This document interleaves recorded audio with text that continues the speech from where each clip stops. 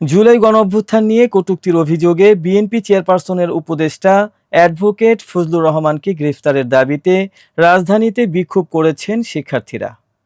আজ সোমবার সকালে সেগুনবাগিচায় দুদক কার্যালয়ের সামনে অবস্থান নেয় জুলাই রাজবন্ধী নামে একটি প্ল্যাটফর্ম। রাত থেকেই তারা সেখানে জড়ো হয়ে নানা স্লোগান দেন এবং বিক্ষোভ কর্মসূচি পালন করেন। প্ল্যাটফর্মটির মুখ্য সংগঠক নাহিদ হাসান ও জনি আখুন্দ সাংবাদিকদের বলেন, ফজলুর রহমান যে ধরনের বক্তব্য দিয়েছেন তা জুলাই আন্দোলনের চেতনার সঙ্গে সাংঘর্ষিক। জুলাই গণঅভ্যুত্থান দেশের ইতিহাসে এক গৌরবোজ্জ্বল অধ্যায়, আর সেই মহিমান্বিত অধ্যায় নিয়ে কটূক্তি করেছেন। অবিলম্বে ফজলুর রহমানকে গ্রেফতার করে দৃষ্টান্তমূলক শাস্তির দাবি জানান তারা। তবে বিক্ষোভকারীরা রাস্তায় অবস্থান নেয় সেগুনবাগিচা শিল্পকলা এবং আশপাশের এলাকায় দীর্ঘ যানজটে সাধারণ মানুষ ভোগান্তিতে পড়েন। পরিস্থিতি নিয়ন্ত্রণে আনতে এগিয়ে আসেন পুলিশ। রমনা জোনের ডিসি এমডি মাসুদ আন্দোলনকারীদের উদ্দেশ্যে বলেন, জনগণের দুর্ভোগ না বাড়িয়ে সড়ক ছেড়ে পাশে অবস্থান নিতে হবে।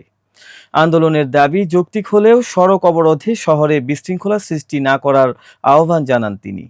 এদিকে রাজনৈতিক অঙ্গনেও এ নিয়ে তীব্র প্রতিক্রিয়া দেখা দিয়েছে। বিএনপি থেকেও ইতোমধ্যে ফজলুর রহমানকে কারণ দর্শানোর নোটিশ দেওয়া হয়েছে। সিনিয়র যুগ্ম মহাসচিব রুহুল কবির রিজভীর স্বাক্ষরিত চিঠিতে আগামী ২৪ ঘন্টার মধ্যে ব্যাখ্যা দিতে বলা হয়েছে তাকে। উল্লেখ্য, এর আগে গত ৫ই অগাস্টের ঘটনাকে ফজলুর রহমান ষড়যন্ত্র আখ্যা দেন এবং এর জন্য দায়ী করেন একটি কালো শক্তিকে।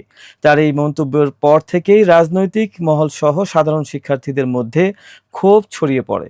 শিক্ষার্থীরা হুঁশিয়ারি দিয়ে বলেন, ফজলুর রহমানকে গ্রেফতার না করা পর্যন্ত তারা আন্দোলন চালিয়ে যাবেন। পুলিশের অনুরোধ সত্ত্বেও তারা আজ সকাল পর্যন্ত অবস্থান ধরে রেখেছেন।